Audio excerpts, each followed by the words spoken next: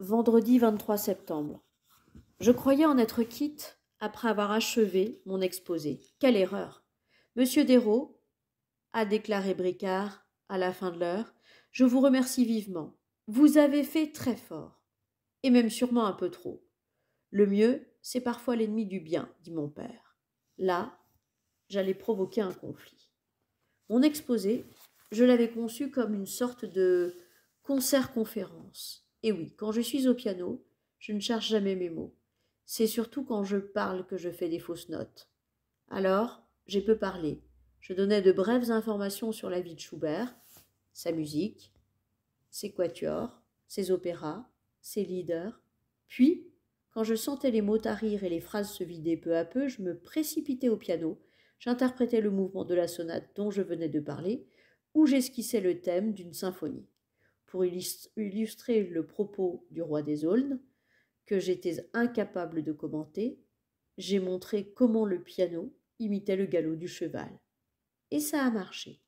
Tout le monde était ravi, alors que pendant 1 heure, je n'avais lu qu'une petite page et demie.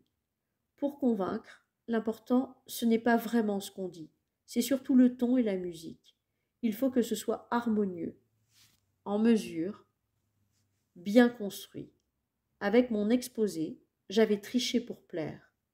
Un numéro d'illusionniste, en somme. Mais il ne faut jamais demander à un musicien de refaire un tour réussi. Seulement Bricard n'était pas un spectateur comme les autres.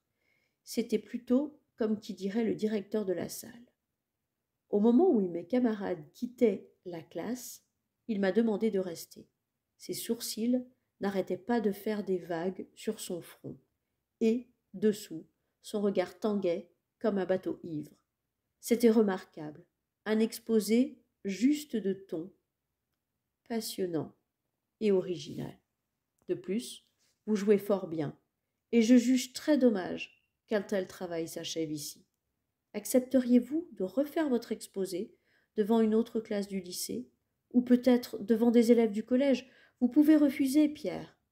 Mais si vous voulez devenir enseignant, au fait, que désirez-vous faire plus tard? Quand on me pose cette question, j'ai toujours envie de répondre être heureux. Mais il paraît que ce n'est pas un métier, une profession de foi tout au plus. Je lui ai simplement dit de la musique. Des pianistes qui vivent de leur art, il n'y en a pas 1000 en France. Si l'on veut faire son métier d'un instrument et s'intégrer dans un orchestre, il faut apprendre le violon, la clarinette ou le basson. Mais le piano, surtout pas. Mon père en a fait l'amère expérience. Bricard a consulté son agenda.